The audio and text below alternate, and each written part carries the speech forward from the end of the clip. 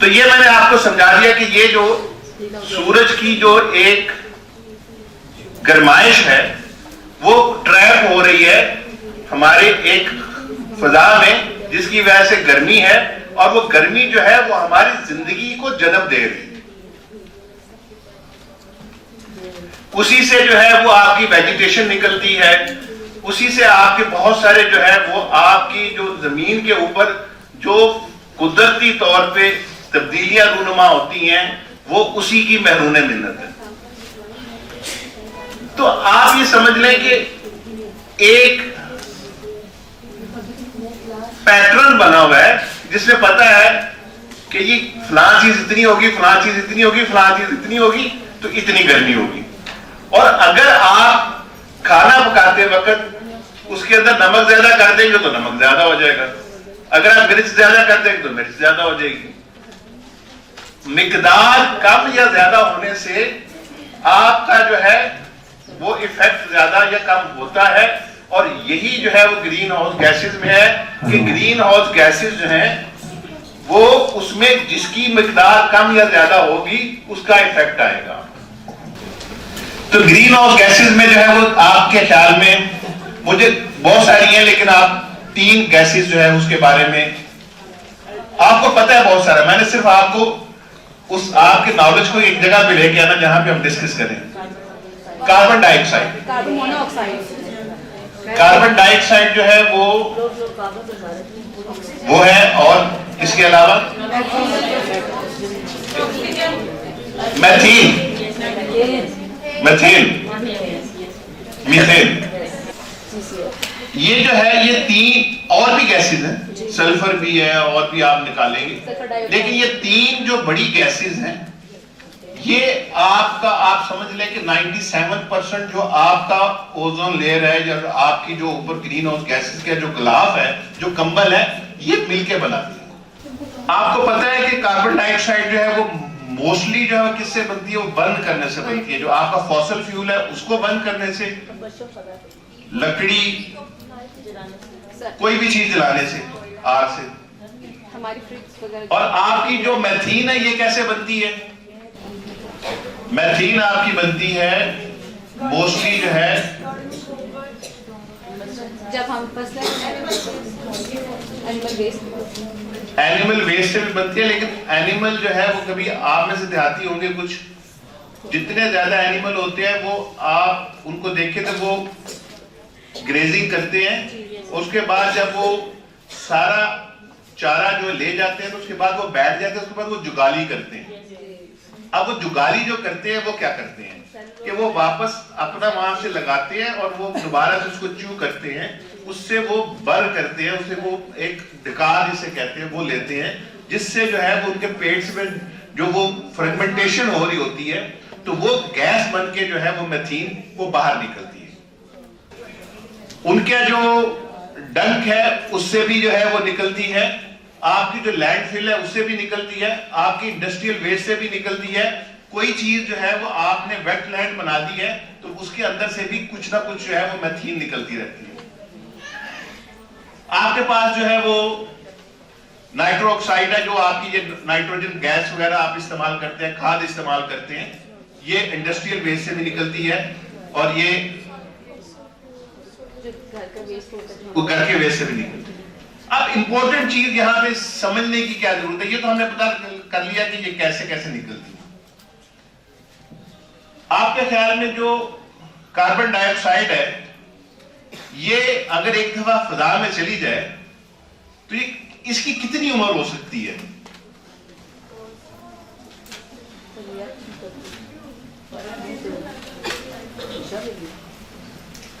100 साल से 1000 साल।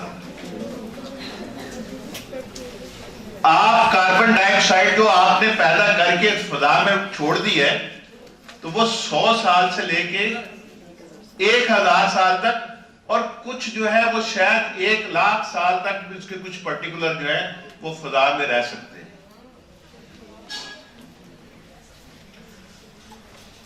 आपको पता है मैथीन जो है ये कितनी देर जो है ये लाइव रहती है फिजा में?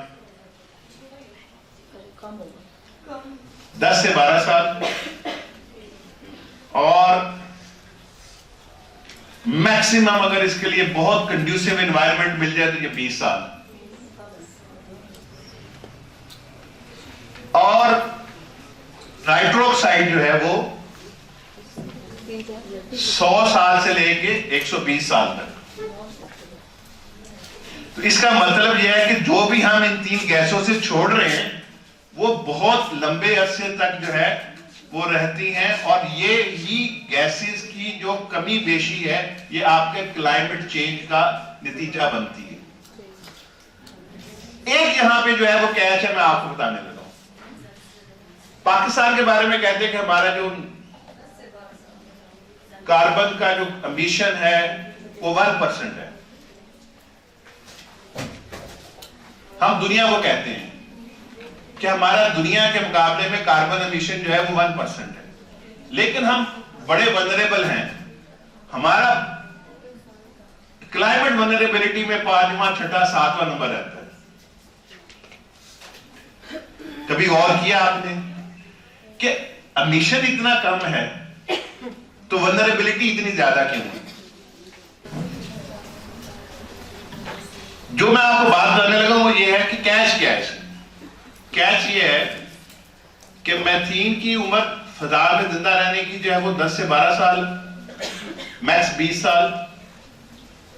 लेकिन मैथीन जो है वो कार्बन डाइऑक्साइड के मुकाबले में 84% ज्यादा जो है वो डेंजरस है। यानी ये जो क्लाइमेट पे इफेक्ट डालती है वो 84 टाइम मोर देन कार्बन है। हमें जो सूट करता है ना, हम वो बात करते हैं। पाकिस्तान 1% कार्बन एमिशन का हिस्सा है, लेकिन हम वनरेबल हैं, हमारी मदद की जाए, आपकी वजह से हम खराब हो रहे हैं। पाकिस्तान जो है वो कभी नहीं बताते कि मैथीन में 5वां बड़ा हिस्सेदार है।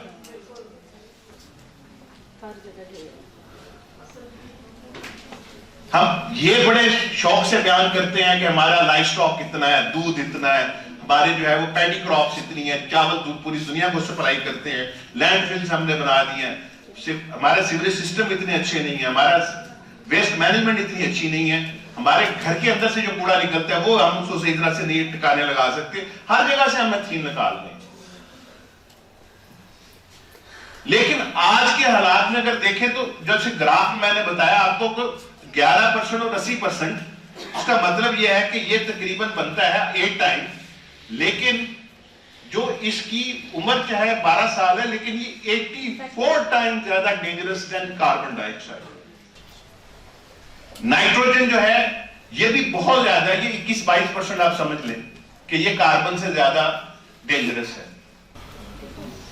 अब वो 8000 साल का जो मैं आपको डाटा देने लगा था उसको तो छोड़ दें, मैं आपको 18वीं सदी से लेके जब सनती इनकलाब आया उससे लेके अब तक का डाटा दे देता हूं। तो ये डाटा जो है वो ये बताता है कि 18वीं सदी में जब सनती इनकलाब आ रहा था और जब आपने फॉसिल फ्यूल्स को इस्तेमाल करना शुरू किया तो 280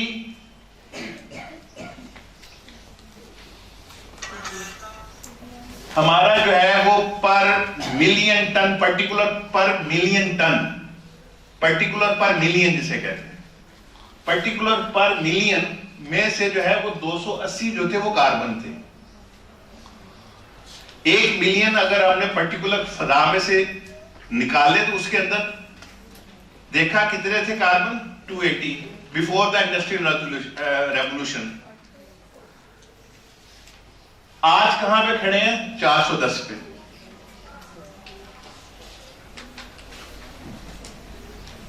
तो 8000 साल पहले जो है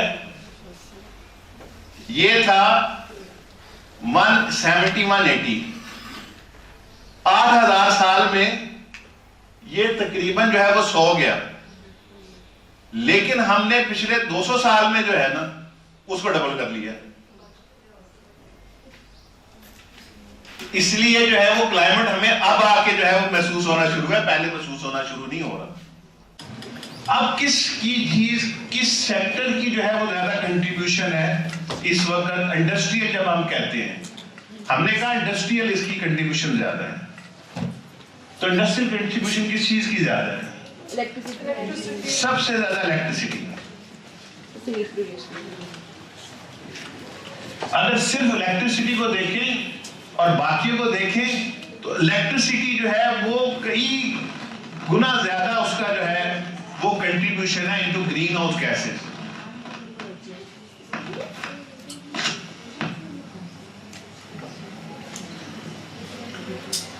कुछ चीजें आपको लगेंगी जो ऐसे स्टेज चल रही हैं, लेकिन कुछ चीजें आपको लगेंगी जिस तरह से हम जो है, और ये 1990 से सिर्फ डेटा लिया है,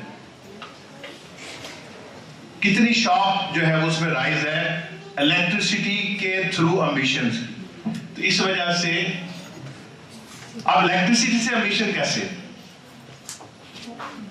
जो हमारे फ्रिज एसीज वगैरह हैं वो भी तो रिलीज करते हैं।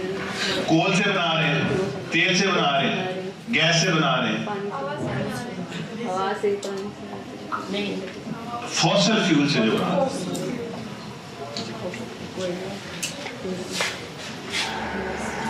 गाड़ी चला रहे हैं, ट्रांसपोर्ट का नंबर 2 है।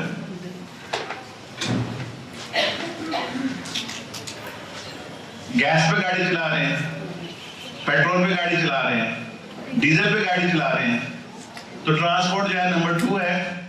नंबर 1 जो है वो है, अगर हम ये दो ट्रांसपोर्ट और इलेक्ट्रिसिटी को अगर नीचे ले आए बाकियों के मुकाबले में, तो हमारा क्लाइमेट का जो मसला है उसको हम एड्रेस कर सकते हैं। ये जो होते हैं ना सर, इसका सॉल्यूशन क्या हो सकता है? इसे हम कहते हैं कार्बन फुटप्रिंट। हर इंसान अपने कार्बन फुटप्रिंट जो है वो अपने काउंट करे। अब आपके लिए एक होमवर्क है। आपका होमवर्क ये है कि आप पूरा सुबह उठ के टूथब्रश से लेके रात सोने तक जो करते हैं, जरा उसकी जो है वो कार्बन के साथ कहानी जो है उसको जोड़ के देखना शुरू करें। तो ये कार्बन फुटप्रिंट जो है वो हमने सुबह आंख खुलने से लेके अपनी पूरी लाइफ का जो साइकिल है डे का, उसके अंदर हमने देखना है। तो हम कैलकुलेट कर सकते हैं then how we can reduce that.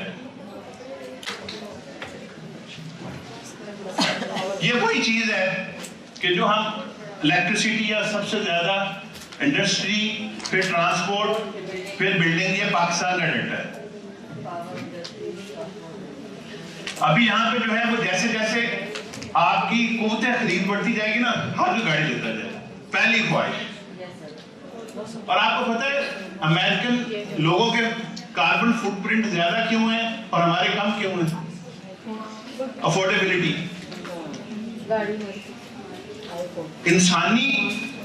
इंसानी एक अंदर से ना एक ख्वाहिश है, और वो ये है कि मैं जो है ना, मेरी गुंजाइश बढ़े ना तो गड्डी बड्डी लवा, घर बड़ा कर दो, और फिर घर मेरा जो है वो स्पेनिश विला की तरह हो, जिसकी बड़ी बड़ी खिड़कियां हो, जिसको सर्दियों में मैं गर्म करने के लिए रज के जो है वो मैं हीटर चलाऊं, और गर्मियों में उसको ठंडा करने के लिए रज के मैं एसी चलाऊं। और ये दोनों चीजें किससे चलती हैं?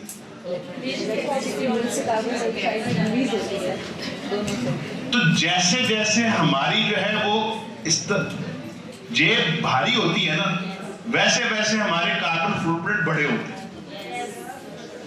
तो अमेरिका के जो है वो कार्बन फुटप्रिंट पर पर्सन जो है वो इस वजह से बढ़े हैं कि उनकी जो है वो ये जेब की गुंजाइश बढ़ी है। ये जो है आप थोड़ा सा जो एक बहुत बड़ा एलिमेंट है वो क्लाइमेट के साथ, वो है आपके जंगलात का, फॉरेस्टेशन का। अभी तक तो मैंने आपको ये बताया कि कार्बन जा रही है, कार्बन कम भी होती है ना। आपने कभी सोचा है, आप सोचा क्या होगा? आपको सबको पता होगा, बड़े बूढ़े कहते हैं रात को दरख्त के नीचे नहीं जाना। क्यों? सुबह और कार्बन डाइऑक्साइड को ऑब्जर्व करते हैं। तो जो दरख्त है ना, ये कार्बन खाते हैं, इनकी खुराक है। तो ये कार्बन सिंक कहते हैं इसे, यानी कार्बन को ये सिंक करते हैं। तो कार्बन अगर ज्यादा हो भी रहा है तो अगर आपने उसकी प्रोडक्शन और उसकी सिंकिंग बराबर कर ली तो आपका जो है वो मैच कर गया, वो बढ़ेगा नहीं। ठीक है, तो हमारा जो है वो 8-10 हजार साल पहले से हम शुरू करते हैं, तो जो हमारा फॉरेस्ट था वो 57% से कम होकर 38% दुनिया में रह गया। और हम जो है ना एग्रीकल्चर वो बढ़ाते जा रहे हैं, जगह काट के एग्रीकल्चर, काट के एग्रीकल्चर। और साथ साथ हम क्या कर रहे हैं, हम लोग जो है वो आबादियां, कॉलोनियां, घर वो बढ़ाते चले जा रहे हैं, रिवर्स कर रहे हैं ना। यानी जिसने कार्बन को सिंक करना था वो चीज कम कर रहे हैं, और जो कार्बन को बढ़ाती थी वो बढ़ाते चले जा रहे हैं। तो दोनों साइडों से ये हो रहा है कि कार्बन जो है वो जहां उसको कम होना चाहिए था उसको अब उतनी कमी की जो है वो गुंजाइश मौजूद नहीं है और बढ़ रही है, जिसकी वजह से ग्लोबल टेम्परेचर बढ़ता जा रहा है, जो क्लाइमेट चेंज के लिए इस वक्त सबसे बड़ा चैलेंज है। सिर्फ गोश्त जो है वो सबसे बड़ी वजह है मैथीन एमिशन।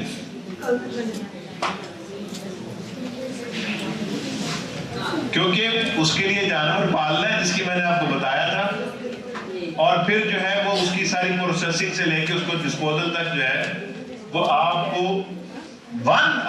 अगर फूड के हैबिट्स में अगर कोई चीज चेंज करनी है तो गोश्त को कम करके आप कार्बन फुटप्रिंट में मैथीन जो है वो कम कर सकते। सबसे ज्यादा ये भी चीज कम करती, ये भी करती, ये भी करती। मैंने कहा मैं आपको वो बताऊंगा जो सबसे ज्यादा असर डालती है और उससे सबसे ज्यादा उस पर थोड़ा सा भी करें तो उससे ज्यादा फर्क पड़ सकता है। हाउस होल्ड वेस्ट कम करें। हमारा आदत होती है नई चीजें बदलो, पर्दे बदलो, बेडशीट बदलो, कपड़े बदलो, ये चीज बदलो, हर चीज जो है वो इस तरह से। क्या शर्म है इस बात में कहने का कि आप रीयूज इस्तेमाल करें, थ्रेड उस पे जाएं, स्टोर पे जाएं। कपड़े जो है वो अच्छे अच्छे मिल जाते हैं, इंपोर्टेड कपड़े मिल जाते हैं, तो वो रीयूज हो गया ना, नया बनने की बजाय वही दोबारा से इस्तेमाल हो जाए। क्या शर्म वाली बात है इसको। ये वही चीजें जो मैंने आपको भी बताई हैं, आहिस्ता आहिस्ता इसको कम करते चले जाएं तो आपका जो है वो एक फैक्टर नहीं, ये सारे। और पर्सनल आपके दरख्त लगाएं, वेजिटेबल ज्यादा इस्तेमाल करें, बिजली जो है वो उसको चेंज करें, साइकिल या पैदल चलें, कम से कम इंडस्ट्रियल चीजें इस्तेमाल करें, और वेस्ट जो है उसको अच्छे तरीके से जो डिवाइड करके करें ना, कि जो एक वेस्ट होती है जिसको रिसाइकिल किया जा सकता है, एक को नहीं किया, तो रिसाइकलिंग जो है वो एमिशन कम करने का बहुत बड़ा जरिया है, बजाय इसके कि वो दोबारा से चीजें वो सारे साइकिल से गुजर के जाएं, वहीं से उसको रीयूज किया जा सकता है। एक वीडियो है जो आपको बताएगी कि आपने कहां से शुरू किया और कहां तक आप लेके गए हैं और आज हम कहां तक। जो मैंने बातें आपको बताई है ना, वो all in that is one कहानी।